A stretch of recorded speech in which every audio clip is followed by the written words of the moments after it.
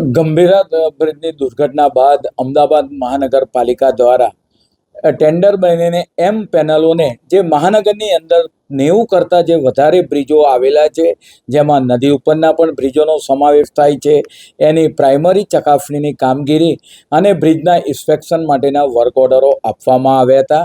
એની અંદર જે 2 કે 3 કંપનીઓને અલગ અલગ વાત કરે કે ઓર્ડર જે આપવામાં આવ્યા હતા, ફર્સ્ટ સ્ટેજના ઇન્સ્પેક્શનની અંદર એ લોકો દ્વારા કોર્પોરેશનને રિપોર્ટ પણ કરવામાં આવ્યા હતા.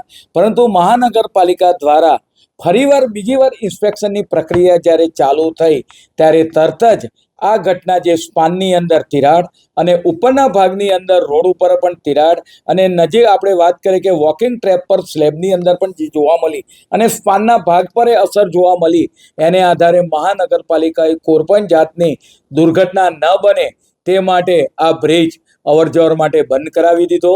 અને અલગ અલગ વાત કરીએ કે આઈઆઈટી રૂડકી છે, એસવીએનઆઈટી, તદુપરાંત કસાડ અને વિવિધ એજન્સીઓ હાલ ઇન્સ્પેક્શન કરી રહી છે.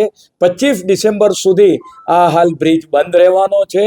વિપક્ષ દ્વારા ખોટા જે આક્ષેપો કરવામાં આવે છે, ફર્સ્ટ રાઉન્ડની અંદર જે રિપોર્ટ આપવામાં આવ્યો હતો એના આધારે બ્રિજ ચાલુ રાખવામાં આવ્યા હતા. પરંતુ જ્યારે મહાનગરપાલિકાએ જ્યારે બીજી વાર એને ઇન્સ્પેક્શન કરાવ્યા અને ત્યાં આગળ આપણને ખામી જોવા મળી તો તરત જ ત્વરિત પ્રશાસન દ્વારા તરત જ આ નિર્ણય કરવામાં આવ્યો અને બ્રિજને હાલ પૂરતો બંધ કરવામાં આવ્યો છે. આઈઆઈટી રૂડકી, આઈઆઈટી બોમ્બે, કસાડ, વિવિધ એજન્સીઓ અને જે બ્રિજનું ટેકનિકલ નોલેજ ધરાવતા જે જાણકારો છે એના દ્વારા હાલ તપાસ ખૂબ જ ચાલી રહી છે.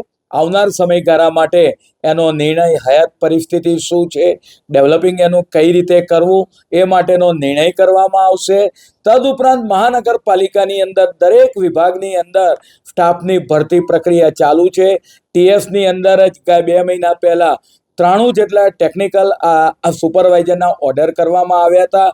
હાલ પણ વર્તમાનપત્રોમાં એડ આપી લગભગ 1 મહિના પહેલા એન્જિનિયરો અલગ અલગ વિભાગની અંદર એસી આના વાત કરીએ કે એન્જિનિયરોની અરજી મંગાવવામાં આવી છે. ટૂંક સમયમાં ગુજરાત યુનિવર્સિટી, જીટીયુ અથવા તો આઈએમના નેજા હેઠળ તેની એક્ઝામ લેવામાં આવશે. હમણાં જ ફાયર વિભાગના 100 જવાનોની ભરતી કરવામાં આવી. અલગ અલગ વિભાગમાં ભરતીની પ્રક્રિયા 600 જેટલા આપણે વાત કરીએ કે ઓપરેટરો પણ લેવામાં આવ્યા છે. દરેક વિભાગની અંદર ભરતીની પ્રક્રિયા ક્રમશઃ ચાલુ છે.